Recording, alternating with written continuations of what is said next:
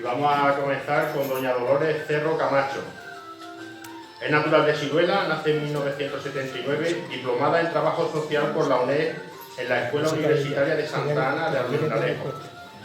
Mujer muy activa que ha trabajado en diversas empresas madrileñas y también como trabajadora social en varias instituciones, además de colaborar con Médicos del Mundo. Durante este tiempo no ha dejado de formarse, realizando un curso de experto en intervención social con familias en la Universidad Complutense. También ha cursado estudios para técnico de biblioteca con formación en cuentacuentos, actividad que ejerce en distintas librerías e instituciones públicas de Madrid. Autora del cuento El gigante de la Puebla, Agustín Luengo Capilla.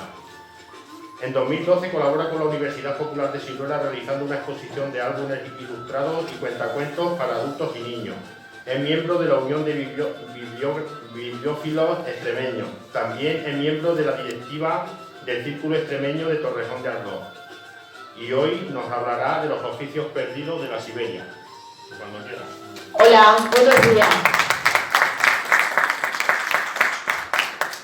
Bueno, sin más, deciros que, porque sí que quiero hacer esta salvedad, que en principio esta comunicación la hice exclusivamente de mi pueblo, de Siruela, y que cuando Juan Alfredo se pone en contacto conmigo, y bueno, pues la verdad es que he tenido muy poco tiempo para poder sacar un poco más de información de los distintos pueblos de la comarca. Pero bueno, entre él, que me ha ayudado bastante, pues algo hemos conseguido.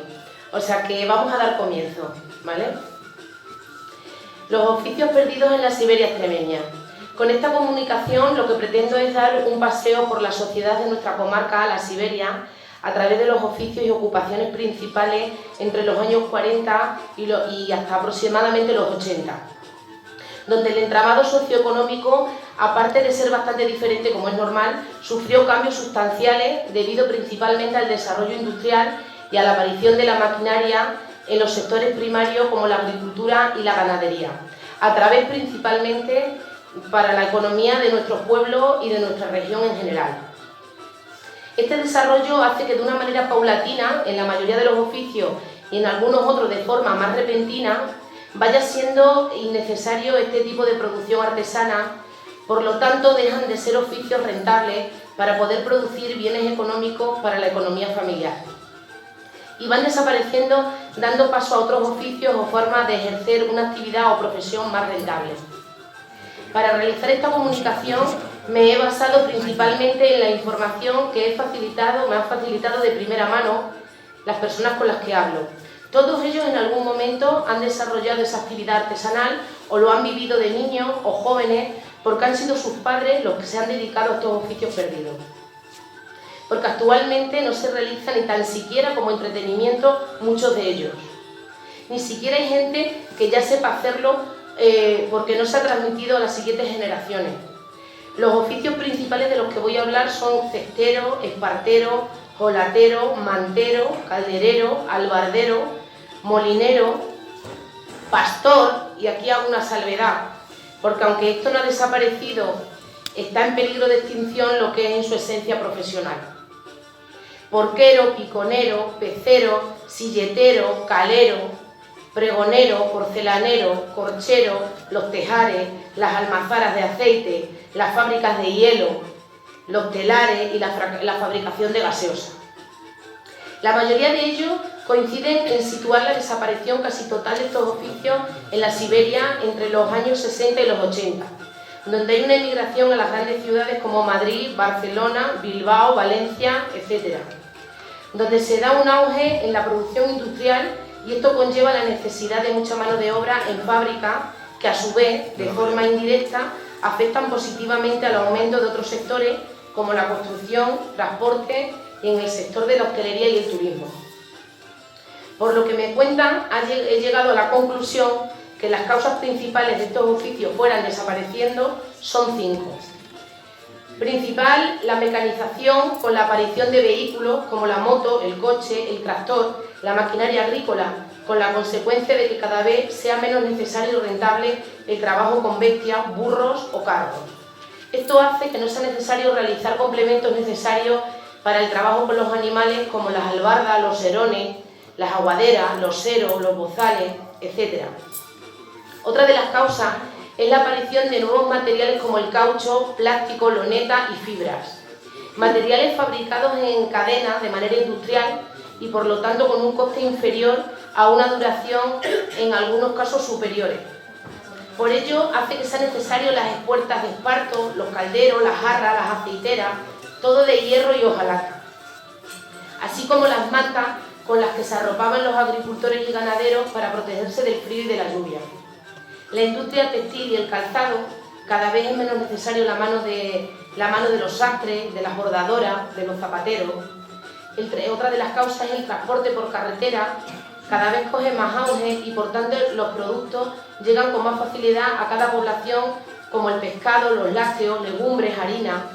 Aquí la consecuencia es que los oficios como los peceros, los molineros, los pastores que realizaban los quesos, agricultores que sembraban los garbanzos y judías. Y la última, y también importante, o quizá la más importante, la más reciente, es la incorporarse a nuestro pueblo en la aparición de las nuevas energías como la luz y el gas, lo que hace que cada vez sea menos necesario calentarse o cocinar con la leña, el picón, el carbón, que además son energías más sucias para el domicilio. Una vez analizadas las causas principales de la desaparición de estos oficios, me gustaría dar una pequeña explicación etimológica de la mayoría de los nombres con los que hacemos o conocemos a las personas que realizan estos oficios. Por lo general están compuestos por un sustantivo que da nombre a la actividad, como es la albarda, el esparto, la hojalata, y de un sufijo que es ero, que indica oficio o profesión relacionado al vocablo. De ahí lo que nosotros conocemos como albardero, espartero, holatero, calderero. A la vez me parece interesante como desde entonces hasta el día de hoy relacionamos a las personas o familias enteras con el oficio que desarrollaban sus padres o abuelos, llegando a ser lo que conocemos como motes o apodos. Vale, a ver, a mí una de las cosas por las que me surge escribir esto es porque ante mi ignorancia de generación moderna, yo había oído siempre decir holatero, albardero, como el que oye llover. Es decir, no tenía ni idea de lo que significaba eso.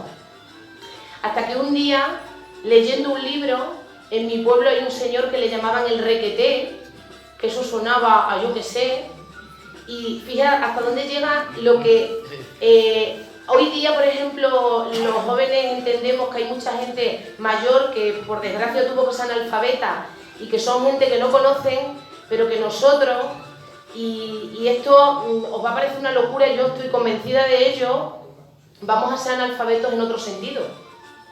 Y es que no estamos sumando, porque lo que estamos haciendo es aprendiendo cosas nuevas sin recordar las que ya sabemos. Esto hay que pensárselo bien, porque esto es un atraso. Quiero decir que yo que en mi pueblo había alguien que se llamaba de una manera y descubro a través de un libro que requeté realmente era un cargo militar. O sea, quiero decir que hasta dónde llega la ignorancia de los de ahora que somos tan cultos. Entonces de ahí empecé a hilvanar y dije, hombre, y albardero pues de una albarda, claro, que por ejemplo mi suegro, mi abuelo y las personas que están aquí mayores lo verán tan normal. Yo creo que si preguntáis de 40 para arriba, la mayoría no saben de dónde vienen estos nombres. Y entonces por eso, bueno, luego además han conocido la familia de los pueblos, entiendo que aquí en Garballola pasará igual, por esos oficios artesanos que ejercieron su familia. Vale, vamos a empezar con los oficios en sí. El último cestero en Siruela fue Teodosio Ambrojo Cabello. Es su hijo Rafael Cabello el que me cuenta que su padre en el año 1967 emigra a Madrid y por lo tanto deja de realizar este oficio en Siruela, aunque su padre seguirá realizando objetos de mimbre casi hasta el final de sus días, porque lo que me queda muy claro, después de un ratito hablando con él y con su esposa, es que su padre era un enamorado de este oficio y también muy perfeccionista en cada artículo que hacía. Ya estando en Madrid, seguirá ejerciendo artículos por encargo y también para sus familiares y, como dice el refrán, por amor al arte, que debía de tener mucho, por cierto. Mientras se dedicó al oficio de cestero, vivía de este oficio junto con su esposa y sus hijos. También su hijo Rafael, con el que yo hablo, aprendió el oficio y estuvo trabajando junto a su padre hasta que su marcha a Madrid como un par de años antes lo deja de hacer con su padre. El taller lo tenía en una habitación de su casa. El mimbre, me cuenta Rafael, había que dejarlo en remojo el día de antes para poderlo trabajar. Tenía una maquinaria muy sencilla para poder secar el mimbre, hacía tiras de cinta, que sería lo que luego se utilizaría para poder tejer partes de la pieza que elaboraba, y el resto iban enteras. Elaboraba un gran surtido de artículos como cestas de todo tipo y tamaño, con o sin tapadera, cestillos de costura, cestas con fruteros, para fruteros, sillones, Moisés, para los bebés. Se forraban garrafas y botellas, como las que estamos viendo ahí, ¿no? Están forradas. Vale. Este tipo de artículos se fabricaban principalmente por encargo y también para los ajuares de las bodas, en feria, en las épocas de Navidad, para regalar por reyes. Era un oficio principalmente de hombre, sobre todo por nuestra tierra, aunque le consta que en Salamanca, Valencia, lo trabajaban mucho las mujeres y que aún se sigue manteniendo este oficio, que principalmente realizan artículos de decoración. En Garbayuela también me confirman que había un señor que se dedicaba a la cestería, que lo solía hacer con las zarperas, que yo tampoco había oído en la vida lo que era una zarpera, hasta que no me lo han contado aquí en Garbayuela, que son los tallos de los olivos y que se utilizaban principalmente para la recogida de las aceitunas. El último espartero en Siruela es Antonio Bravo Solanilla, bien conocido en el pueblo por Antonio el Espartero. Bueno, él me cuenta que aprendió el oficio de su padre, que se llamaba como él, nace en Siruela en el 1910 y cuando tenía unos 20 años se marcha a Sonseca, a Toledo, a trabajar de pastor. Es allí donde conoce a un señor que trabaja el esparto y a ratos perdidos con las ovejas, cuando estaban acarradas, me cuenta, pues aprovecha para aprender a trabajar este material. De vuelta a Siruela, empieza a dedicarse al esparto, que combina con la labranza de la tierra. Antonio me dice que él ya con unos 10 años empieza a aprender el oficio del espartero con su padre. A los 15 años ya sabía desempeñar el oficio con bastante soltura. Él estuvo trabajando el esparto con su padre hasta que se casó y su padre dejó de hacerlo sobre el año 1965. Ellos fueron los últimos esparteros del pueblo, aunque me cuentan que él conoció unas 4 familias más que se dedicaban a este oficio en Siruela y que también sabían más familias que lo trabajaban en los distintos pueblos de la Siberia, como la Puebla de Alcocer y de otras comarcas de la provincia, donde hasta el momento no se ha perdido del todo como en Campanario. Principalmente lo que se hacía de espartos eran serones, espuertas, para el tejar, para hacer el barro, bozales, aguadera, sero, para echar las aceitunas, sogas, etc. El esparto en esta época se criaba sobre todo en Almería y de allí lo traían al pueblo de Campanario, donde lo preparaban para poder trabajarlo. Ellos lo compraban ya preparado para poder realizar sus elaboraciones. Para este oficio me cuenta Antonio que usaba unos zanjones para protegerse, las agujas y la manopla para poder empujar la aguja. Normalmente realizaban los artículos por encargo, aunque tiempo antes de llegar la feria ganadera de junio hacían bastantes elaboraciones porque era el mejor momento para venderlo. También realizaban encargo de otros pueblos cercanos. El declive de este oficio, sin duda, lo marcó el auge de los vehículos y de los nuevos materiales como el caucho, el plástico, que hicieron que cada vez fuera menos necesario trabajar con burros o mulas.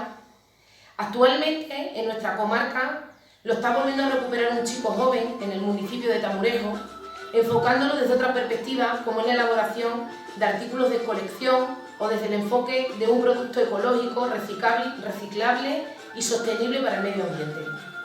Vale, desde aquí yo quiero hacer un inciso, no concretamente a los datos, sino que además aprovechando que bueno, tenemos aquí a la autoridad, que también es el alcalde, pues que estos oficios no se pierdan, porque aunque yo soy consciente que se perdieron porque no era un rendimiento económico, y evidentemente si no da, no podemos vivir de ello. Pero sí es verdad que deberíamos de no perder el saber hacerlo, porque le podemos dar otro enfoque. Y aunque no sea una gran mina económica, yo sí que estoy convencida que aplicándolo a las nuevas tecnologías y con los medios que ahora tenemos, puede ser una salida en algún pueblo, a lo mejor para 1 o 2 personas. Quiero decir que alguien puede hacer esparto o puede hacer otras cosas en el pueblo, y hoy día ya sabemos que con el internet tenemos una tienda en todo el mundo. Cualquiera puede hacer un pedido en cualquier parte del mundo y desde aquí se manda y llega. No hay que tener un local en la Gran Vía de Madrid para vender, y luego que también los artículos, pues adaptándolos a los tiempos que tenemos ahora. Que evidentemente no voy a hacer un cesto para ir a coger aceitunas, pero que sí que voy a hacer un cesto para ponerlo en un hotel rural, en mi casa, de decoración. Entonces, bueno, yo creo que no se debería de perder, que desde las autoridades deberíamos de recuperar, que antes de que se nos vayan todos los que saben hacerlo, dejen esto enseñado para que igual podamos sacarle un provecho en la actualidad, ¿eh? Vamos con el oficio de jolatero. En el pueblo fue en Ciruela Nazario Benítez, falleció a los 76 años en el 1974 y fue el último que desarrolló esta actividad en Ciruela. Es su hijo Federico el que me cuenta que su padre aprendió el oficio de su tío Raimundo, que a la vez cree lo aprendería de su padre. Federico me cuenta que su padre no solo se dedicaba a trabajar las hojalacas, sino que era necesario combinarlo con otras actividades como sembrar o segar. De este material, que es la hojalaca, principalmente se hacían canalones para encauzar las aguas de los tejados, cubos, aceiteras, jarras, media jarras, lo que hoy llamaríamos una taza, tinajas para almacenar el aceite de las casas, los cantarillos en las molinas de las aceitunas, torresneras, que la vamos a pasar, la vamos a ver ahí, la torresnera, que sinceramente no entiendo por qué no la utilizamos ahora, porque yo creo que todas o todos los que cocinamos, cuando freímos, cogemos un plato, ponemos papel para que lo empape y luego tiramos el papel. Y luego decimos que el papel vale 2 euros el rollo y que además estamos contaminando la aceitera. ¿No? ¿Por qué no? ¿Por qué no? Si estamos quitando el aceite igualmente. También se sellaban las latas de conserva que la gente reutilizaba para enviar a los familiares que vivían fuera del pueblo, en las grandes ciudades como Madrid, sobre todo en Barcelona, por lo menos en Ciruela, las elaboraciones de las matanzas como la olla en pringue. De esta forma quedaban totalmente selladas y era fácil para poder viajar y llegar en perfecto estado. Ni Fede ni su hermano ejercen el oficio de su padre, pero Fede, cuando se jubila, se interesa por hacer cosas con la hojalaca y a día de hoy tiene muchas cosas hechas de este material por pura nostalgia y por el placer de retomar lo que de niño vivió. No todos los oficios se dieron en todos los pueblos de la comarca, y este fue uno de ellos, que había muchos pueblos que no lo tenían, siendo los propios artesanos los que vendían en las ferias de cada pueblo o vendían en las poblaciones colindantes para poderlos adquirir. Gregorio Delgado Carrasco, el mantero, como se le conoce en Ciruela, empezó a ejercer este oficio viajando por toda la Siberia sobre el 1950, a la edad de 14 años, junto a su padre, del que aprendió y con el que compartió este oficio durante bastantes años. Su padre era natural de Belalcázar, Córdoba, y es en uno de esos viajes cuando, aquí a la Siberia, vendiendo mantas, telas y otros textiles, pues conoce a su mujer en Talarrubia y allí forma su familia. Cuando ya Gregorio empieza a acompañar a su padre a sus viajes por todos los pueblos de nuestra comarca, incluso fuera de ella, uno de los destinos era Ciruela, donde me cuenta se alojaba en la posada de Diego, que también se le conocía en el pueblo por el espartero, donde pasaba una semana más o menos para poder vender allí sus productos. Principalmente vendía mantas de cama para el campo, costales para el grano, panas y piezas de tela. Salían por la calle del pueblo para que la gente pudiera ver el producto con un carro valenciano tirado por bestias. Como dice el nombre del producto estrella, era la venta de las mantas. De ahí que a él se le llame mantero. Y esta, entiendo que es la que conoceréis, más típica del campo, ¿no? La manta que yo lo he llegado a conocer, pues el típico hombre que está chispeando y viene en el burro con ella hecha encima. Eso. Luego también esta era la manta estrella, pero en el campo, que eran las más baratas, y luego estaban estas que eran más caras, que eran para los ajuares, pues para las casas. Y sin duda, donde más se vendía era en la feria de los pueblos. En esos años, me cuenta, la gente esperaba, ahorraba durante todo el año para poder adquirir estos artículos cuando venía a la feria. La mercancía venía principalmente de Onteniente, en Valencia. Disculpadme, ¿eh? Y un martillo hacía música que acompañaba muy bien algunos cantes. Incluso con una sonrisa, un poco de complicidad, me reconoce que por eso ella se fijó en el que luego sería su marido. Y por lo que en la actualidad a ella, a sus hijos, incluso ya a sus nietos, se les conoce en el pueblo por los caldereros. El padre de Manuel fallece en 1970 aproximadamente y ahí ya se deja de ejercer este oficio. Vamos con el albardero. Fue muy importante e imprescindible en las décadas anteriores a los 80. En casi todos los pueblos de nuestra comarca había más de una familia que vivía de este oficio.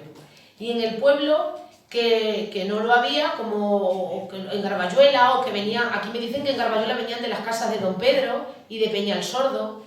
En Peñalsordo también, aun habiendo en el pueblo, iban a nuestro pueblo. Marcelino Gallego Cabello es el último albardero que ejerció el oficio en Siruela. Esto me lo contó porque yo el artículo hace ya más de 2 años que estuve buscando la información. Por desgracia, hace quizás poco más de una semana que ha fallecido, y aparte de la pérdida de la persona, es que hemos perdido ese oficio, ya no lo sabe hacer nadie en nuestro pueblo. Hemos perdido un valor como sociedad, porque no se ha transmitido. Me contaba Marcelino que esto venía ya desde su tatarabuelo, que él aprende con sus abuelos y con un tío, que son los que lo ejercen, pero que la que mejor lo sabe, y esto me llamó la atención, porque normalmente los oficios se transmitían más eran los hombres, en este caso era una mujer, y era Teresa Alcocer, que era su abuela, y él me dice que verdaderamente la albardera era su abuela y era la que sabía ejercer bien este oficio. Porque la tradición de ejercerlo viene por la parte de la familia, siendo ella la que enseña también a su propio marido y a su yerno. Desde los 15 años más o menos está trabajando con su tío hasta que se casa, y él ya lo ejerce en solitario en su casa, en una habitación que hacía de taller, y que uno de sus procesos también le ayudaba a su mujer, Satur, cosiendo la pieza que se llamaba almohadilla a la albarda. Con el tiempo se traslada el taller, bueno, pues a la parte de arriba de la casa, y luego finalmente lo termina ejerciendo ya en una nave que él prepara. Que él me dice también, Marcelino, que de esta actividad solamente no se podía vivir, porque además él también tenía ovejas. La albarda se hacía con lona, que él compraba a unos viajantes que venían de Mérida, y con bálago, que se sacaba del centeno a finales del verano. Luego principalmente era con hilo de cáñamo y paja. No solamente se hacían albardas, sino que también se remendaban las que ya estaban viejas o muy usadas, volviendo a meter bálago nuevo. Normalmente se tardaba en hacer una nueva todo un día, y lo normal era hacerlas por encargo, porque había que medir la bestia para que, bueno, pues todas no son iguales, para ver un poco la medida. Y también se hacían algunas para la feria de junio, porque era una buena ocasión para venderlas. No solo ellos vendían albardas en Siruela, sino que también, como os digo, venían albarderos de otros pueblos, Peñalsordo y La Puebla. Cuando él era jovencillo, recuerda que una albarda valía unos 20 duros, luego con el tiempo unas 800 pesetas, y él dice que la última ya más o menos que él cobró sería unas 3.000 pesetas. Ya su hijo no aprende el oficio, entre otras cosas porque, como decimos, no era rentable, y cada vez trabajaba menos gente en el campo, con lo cual había menos necesidad de bestias y la demanda era muy poca. Él estará haciendo albardas hasta los 62 años, aunque recuerda que ya después hizo algunas por encargo, y más o menos la última lo hace en el 2003. Me cuenta que, con algo de nostalgia, que aún conserva las agujas, como lo hemos visto, las que has visto ahí me las mandaron sus hijos para que me dieron la foto, y algo de lona e hilo con el que él hacía las albardas. Vamos. Vale, si el oficio de albardero fue importante, no fue bueno y casi imprescindible para la subsistencia vital de las personas en nuestro pueblo y yo creo que en una época en todo el país, el gran oficio de molinero. Aquí en Garbayuela lo ejercían Alfredo, Graciano y Juan de Dios, eran hermanos, eran molineros en el molino que estaba junto al río. En el año 1960 aproximadamente, dos de los hijos de Alfredo, se llaman también Alfredo como su padre y Juan de Dios, trasladan el molino al pueblo y allí empiezan a funcionar con luz eléctrica. Estuvieron funcionando hasta el 1977. Ya en esta época la producción era imprescindible para abastecer a los animales, ya no era nada más que los animales y no era para consumo humano. En la actualidad se puede visitar el mecanismo del molino, que lo tenéis en el Museo Etnográfico de aquí de Garbayuela y que bueno, que habéis preparado vosotros, la Asociación Fuente la Mora, y bueno, pues a mí me parece que está súper bien, está curioso. Bueno, hoy supongo que la mayoría lo habréis visto, ¿no? Lo del molino. En Siruela, el molino que tenemos es el de Ángel González Recio, estuvo abierto hasta el 1998. Me cuenta su hijo que su padre aprendió el oficio trabajando con el dueño del emblemático molino en Siruela, Molino Matorrales. Molino que igual que al principio aquí en Garbayuela, pues funcionaba con el salto del agua, que estaba estratégicamente situado en el arroyo que divide el paraje de la Moratilla y de la Raña. Sobre el año 1960, que igual, coincidencia, porque yo esto lo tenía antes visto en Siruela, es en el mismo año, en Garbayuela y en Siruela, cuando el molino pasa a ser con luz eléctrica, en el mismo año. Era un negocio familiar, porque su esposa también colaboraba con las tareas, y cuando su hijo tuvo edad de trabajar empezó a colaborar en el molino, y por tanto aprendió el oficio de su padre. Me relata Ángel, su hijo, que el mecanismo del molino era bastante sencillo. El grano se vertía a una torba de madera que tenía una capacidad de unos 100 kilos y desde allí iban cayendo al centro entre dos piedras de aproximadamente 1,40 m, una con una textura lisa y la otra con unos canales rugosos, que era por donde iba saliendo la harina a un cajón de madera con un saco puesto llenándose así directamente.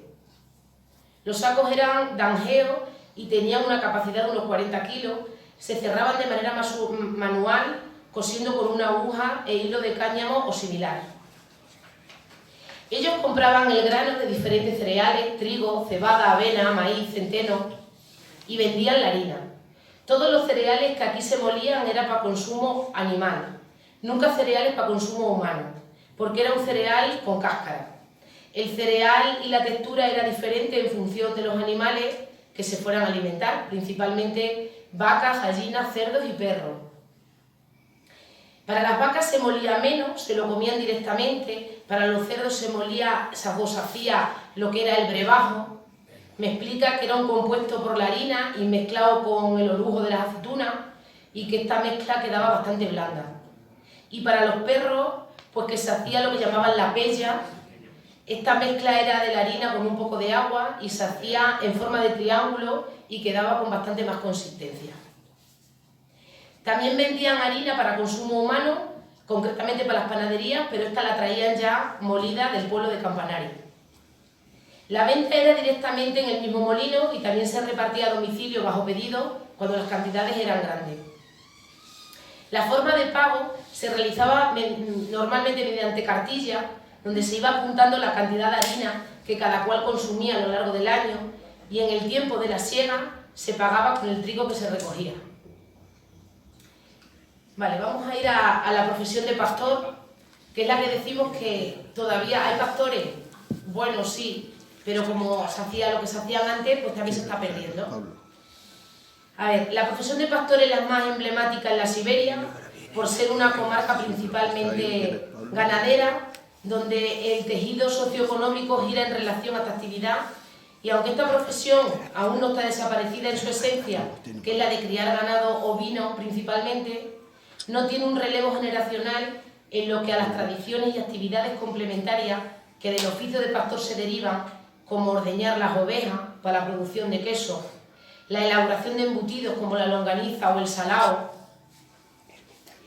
¿Aquí también se hace el salado en Garbayuela? ¿Nunca habéis hecho salado en Garbayuela? ¿O lo llamáis de otra manera? ¿Cómo lo llamáis? Bueno, a ver, os voy a explicar lo que es. Bueno, pues es la borrega principalmente vieja, para que no tenga mucho sebo. Se quita todos los huesos, se le deja todo, o sea, que decir, todo en una pieza. Se le salaba con sal, se la tiene 24 horas en sal y a las 24 horas se esparce, se le ponía unos palos y se secaba el humo, pues como, ¿qué dice? Se come, pues eso seco, una carne seca, salada. Tasajo.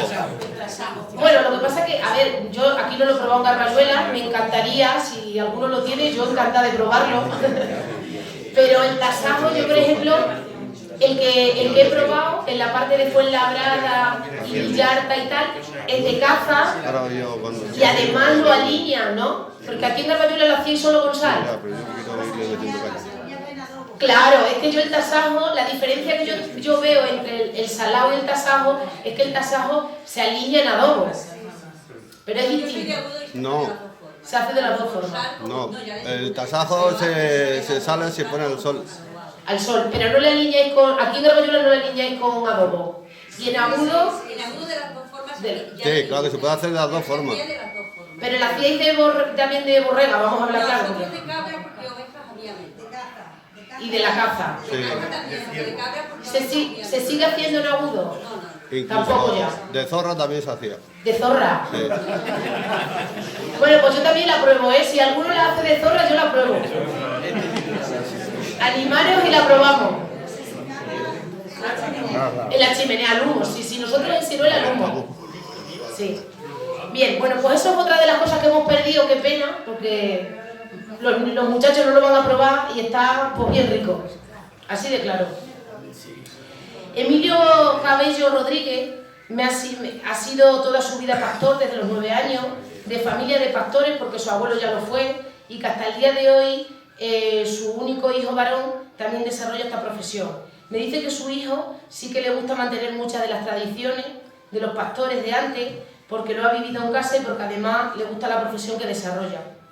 Me cuenta que una majada tenía principalmente ovejas, pero también solía tener algunas cabras y gallinas y que el medio de transporte para el que podían tenerlo o llegar allí pues era mediante el burro o el mulo. A mí me decía Emilio que, a ver, que una majada si no tiene alguna cabra y alguna gallina no tenía su salsa, es decir, tenía que tener todos esos componentes. Antiguamente en la majada había que estar todo el día pendiente de las ovejas, pastoreando, porque no existían las alambradas, y guardándolas con la red por la noche y muy pendiente de los peligros que podían acechar, como los lobos, que entonces en nuestro pueblo los había. Cada 4 o 5 días se bajaba al pueblo en la época del ordeño, al tercer día turnándose con otro pastor, para llevar la leche que luego se vendía o se utilizaba para la elaboración de queso. Fíjese hasta qué punto que él me dice que incluso él, de la venta de los quesos, sacaba para pagar el arriendo de las tierras. Fíjese qué complemento más importante en una economía entonces. Ciertos son los dos. Recuerda perfectamente cómo era dormir en el chozo. Se presentaban retamas y encima se le ponían los pellejos y esto hacía de cama. Por la mañana sobre las 5:30 se levantaba y desayunaban migas con ajo asados, si los había, y poco más, me dice. Incluso en muchas ocasiones se echaba el zurrón, un trozo de pan y mientras iba andando pastoreando se lo iba comiendo. Ya cuando anochecía se volvía al chozo y se preparaba la cena, que en muchas ocasiones era la adoradísima, riquísima, exquisísima. Bueno, yo no tengo palabras para describir esto. ¿Quién de aquí no ha probado las sopas de leche? ¿Solamente no has probado tú las sopas de leche? Bueno, ya me están saliendo muchos más. Es que si hubiera sido tú sola te invito. Pero me están saliendo, igual tengo que hacer unas jornadas gastronómicas, ¿eh? De verdad os lo digo. Esto es algo verdaderamente exquisito, ¿eh? Os voy a decir una cosa curiosa, aunque no me dé tiempo a leer otras cosas. Algo que es bastante curioso Esto lleva una mezcla de la leche, principalmente de cabra, y va mezclado con la morcilla de calabaza. Y lleva hierbabuena. Quiero decir que cuando tú esto lo explicas, y esto ha sido verdad, esto se ha dado el caso, en el Hospital de la Paz de Madrid, de llegar a alguien con su tupper, a comérselo una enfermera del pueblo, las sopas de leche, y decirle a un médico que eso no era posible, que no se comiera eso, que le iba a dar algo esa noche, que no nos vas a hacer la guardia, que te vamos a tener que atender, que no se puede mezclar el chorizo con la leche. Y esta decía, de verdad, que esto lo comían de noche, que se lo comían de noche. No solamente que se lo comió, sino que cuando vio que pasaba el tiempo y no la pasaba nada, le picó la curiosidad y quiso que otra vez se las llevara y las probó el propio médico. Y no os podéis imaginar. Todavía está pidiendo sopas de leche cada vez que se tercia, ¿eh? O sea que, quiero decir que bien sabían ellos que no era una indigestión porque estaba más que comprobado, ¿no? Que era lo que podían cenar. Bien, pues ahí lo tenemos, eso era lo que cenaban. Los ratos en que las ovejas estaban tranquilas comiendo el pasto, los más habilidosos, que estas son las cosas que se están perdiendo, aprovechaban para hacer cucharas, cazuelas de palo, y si era verano, pues a la sombra del chaparro, y por las noches aprovechaba la lumbre para hacer las cucharas de cuerno de los carneros o las huevas con las uncias. Cuando había alguna oveja vieja, se aprovechaba, por lo que decimos, deshuesándola, se curaba con sal, se colgaba en el medio del chozo y se secaba la lumbre para hacer el salado. Fuera del chozo se tenía el caramanchón, una retama de algún árbol que tenía a la vez varias ramas y que servía para colgar los distintos utensilios como el caldero, la huevera, el zurrón, etc. Un buen pastor, además del cuidado de las ovejas, sabía ordeñar el ganado, desollar para preparar la carne, esquilar. Incluso me dice que a él le gustaba preparar el manso, que era un carnero adiestrado para guiar al resto del rebaño y que se esquilaba de forma especial, dejándole una borla de lana en la cabeza con un arco como adorno. Emilio dice que todo fue cambiando de forma paulatina en función de los avances de la vida, del burro, de la yegua, empezó a venir la moto, el coche y después la maquinaria como el tractor, la cosechadora. Uno de los avances que más cambió la vida del pastor en Siruela fue que se alambrara la dehesa y de esa forma era más fácil guardar el ganado, la extinción del lobo, la construcción de naves para guardar las ovejas, el poder alimentar el ganado con piensos industriales, pasando con todo esto pues de pastores a empresarios ganaderos. Y de lo que Emilio me dice, él se alegra por la mejora de las personas que se dedican a esta profesión, pero me manifiesta también con nostalgia que es consciente de que hay tradiciones que no tienen un relevo generacional, como la elaboración de algunos productos y artesanía, y que piensa que aunque solo fuera por afición, no se debería de perder del todo. Mira, aquí, en esta, es que ya no me acordaba bien, este es el salao, se ve regular la foto, porque está ampliada, las longanizas, y bueno, eso es evidente, el queso.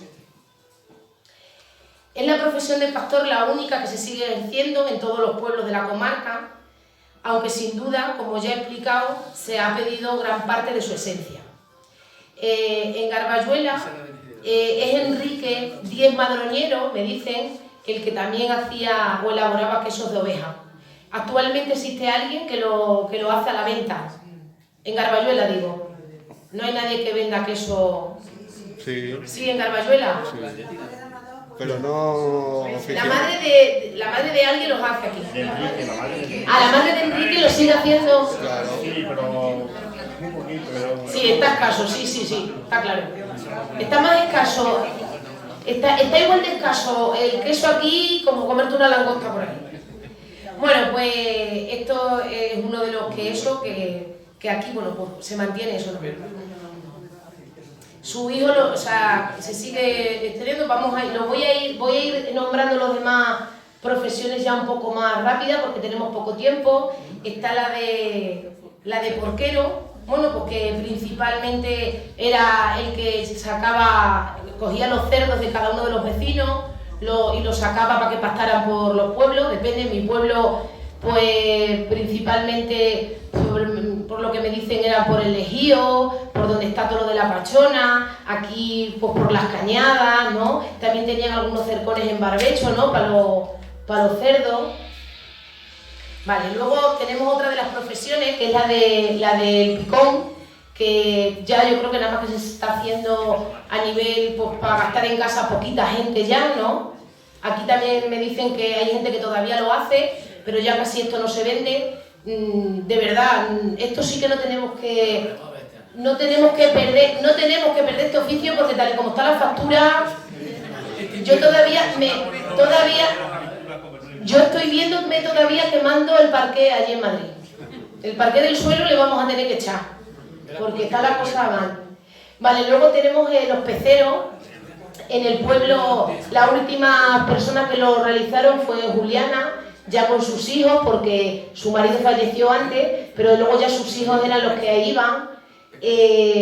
Me dicen también que, bueno, aquí concretamente no había mucho, más bien venían a lo mejor pues, de Siruela también a venderlo, ¿no? Y bueno, pues la típica frase que recordamos, los que lo recordamos, que es lo de van grandes y chicos, fresquitos, fresquitos. ¿Qué no daría yo por un plato de los chiquininos esos apelotonados? ¿Qué no daría yo, ¿Verdad? Es así. Bueno, luego está el oficio de silletero, que era el que hacía, pues evidentemente las sillas de Enea, que hoy día ya si quieres una, pues también te las ves y te las deseas. Si la conservas y la tienes estropeada, casi no encuentras quien te la arregle, aunque me consta que en las casas de Don Pedro hay un señor que por lo visto lo está aprendiendo del padre, está publicado en Facebook y sigue trabajándolo. O sea que si tenéis alguna por ahí vieja y la queréis recuperar, a las casas de Don Pedro. Luego tenemos también el porcelanero, que pues era el que vendía la porcelana, que eran los utensilios que entonces se entendía, que también venía aquí a Garbayuela a venderlo. Y luego aquí concretamente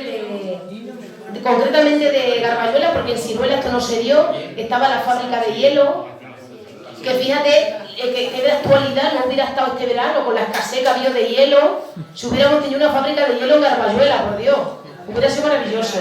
Y luego también fabricaban la gaseosa, que sí que mantenéis ahí una maquinaria en el museo que se puede ver también, ¿verdad? Aquí también me dice Juan Alfredo que estaban los de los telares, que los tejares también, que los tejares que era donde, bueno, pues se hacían los adobes, se hacían las tejas, y bueno, pues todo eso lo hemos ido perdiendo. Bueno, ya para finalizar, pues yo no soy partidaria del olvido. Cuando un pueblo pierde la memoria, yo creo que pierde la llave del futuro, y entonces, bueno, pues esto no... Quiero decir que no deberíamos ir perdiéndolo y conservarlo en la medida de lo posible.